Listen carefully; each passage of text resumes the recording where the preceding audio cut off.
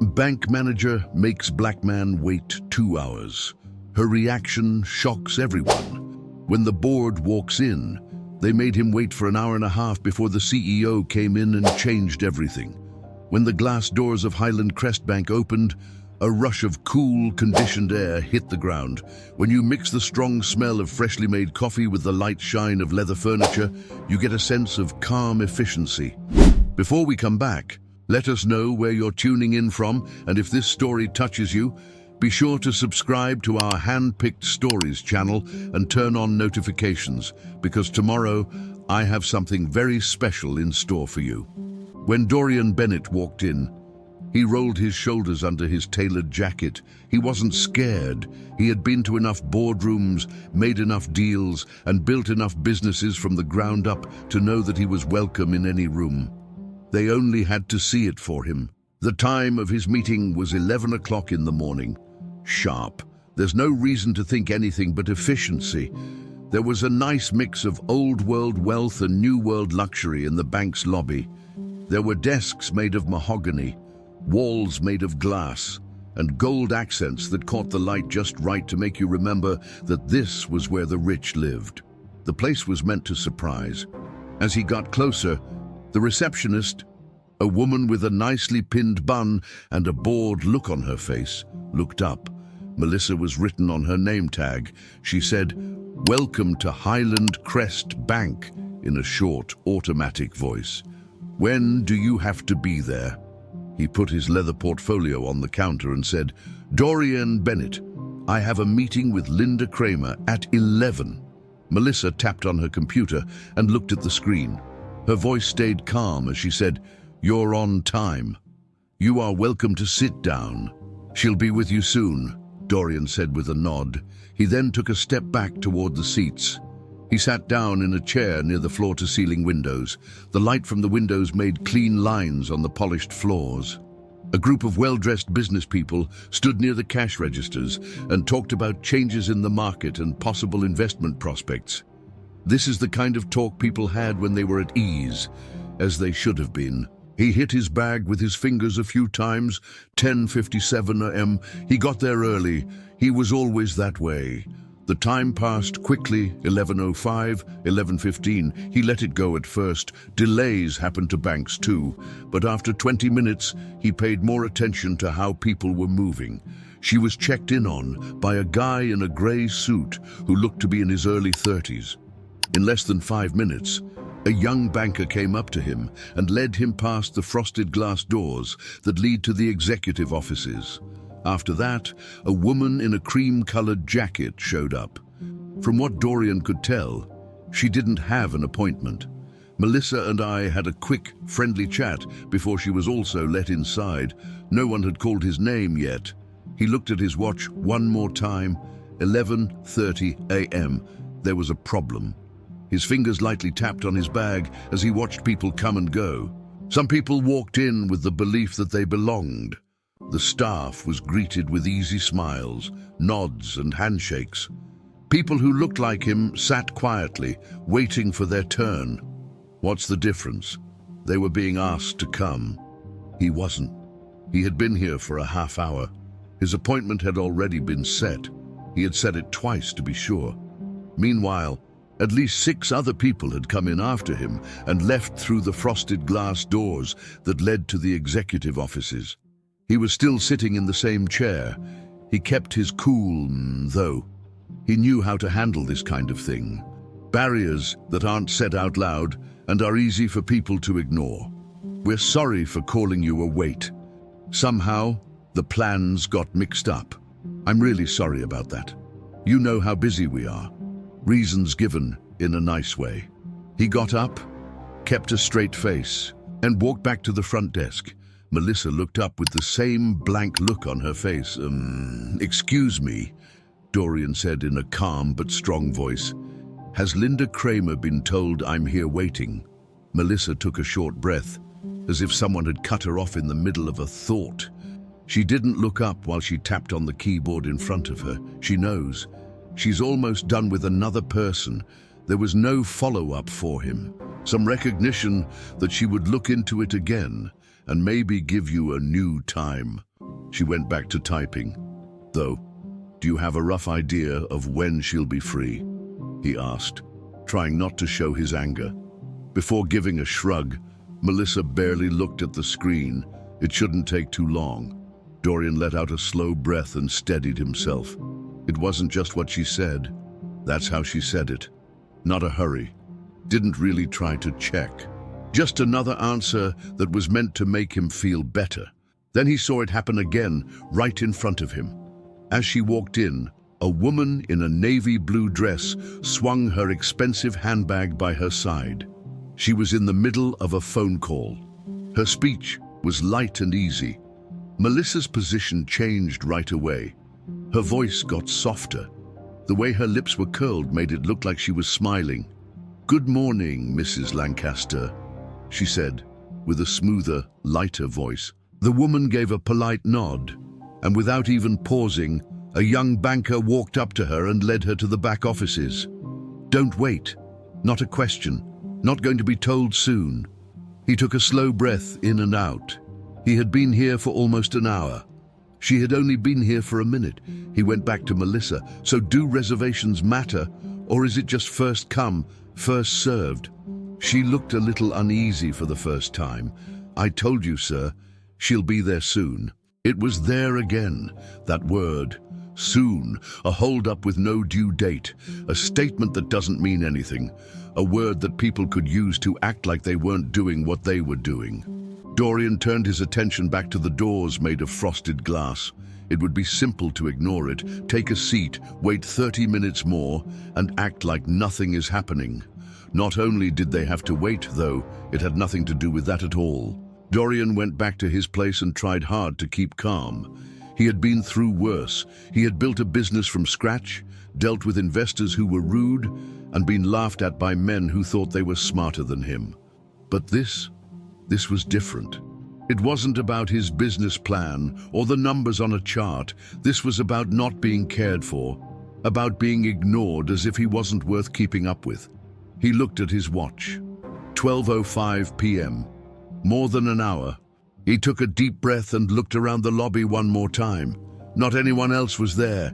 Everyone else who came in after him was either helped, shown in, or at least recognized.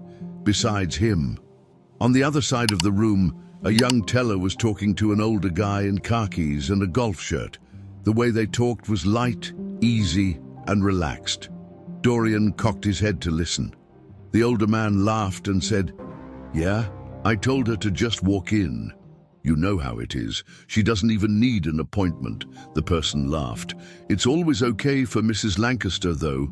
The handle of Dorian's bag got tighter in his hands. That's how it worked. Rules for some. Other people have different rules. He leaned forward and looked at the shiny floors while resting his arms on his knees.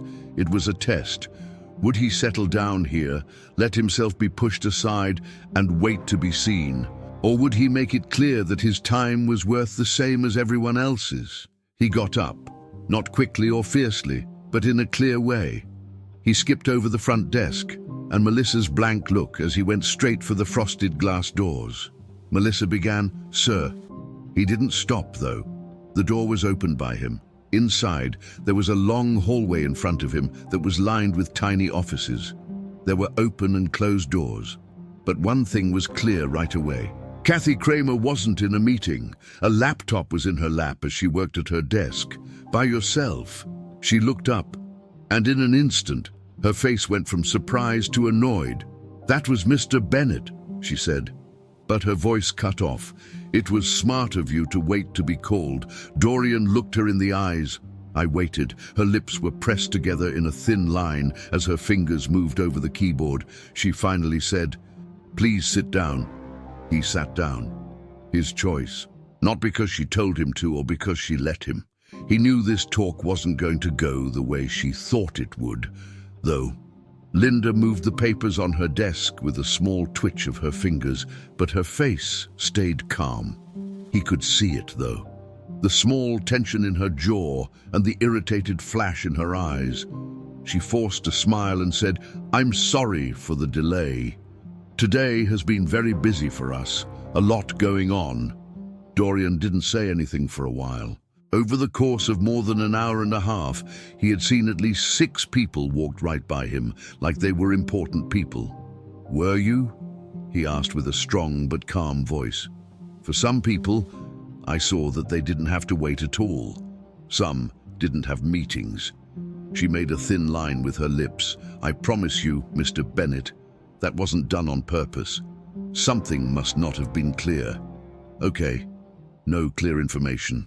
Dorian breathed out through his nose, which made it impossible to read his face. "That's interesting." Linda cleared her throat, making it clear she was ready to end the talk. She opened a box and looked through its contents. She said, "Now let's talk about your loan application." And her voice got back to being smooth and rude. "I've looked it over, and while your financials look good, we do have strict rules about who can be approved, because it's hard to get loans these days. I think we'll need more reassurances before we can move forward." Before she could finish her thought, the door flew open. The mood in the room changed right away. Soon, the hallway, which had been quiet, was filled with the low hum of voices. Not just any sounds. These had weight to them. 3 men walked in. They were all dressed in fitted suits and made it clear that they were in charge. They were clear to Dorian. At this bank, these were the people who mattered. The men in charge, the ones who made decisions, whose approval meant the most in a place like this. And in front of them was a face they knew. Richard Langford was the CEO of Highland Crest Bank, and knew Dorian very well. When Richard's sharp eyes found Dorian in the room, his face lit up with recognition. He spoke with a smile and called her Dorian. "How the hell did you get here?" Linda went cold. Dorian stood up and gave Richard a firm handshake. "Hi, Richard. It's been a while." "It has." He got a pat on the shoulder from Richard. "Are you still in charge of Bennett's strategies?" Dorian answered in a smooth way, "Still working on it." Linda looked back and forth between them, her hands getting tighter around the folder in front of her. Richard turned around. When he looked at her, his easy smile went away.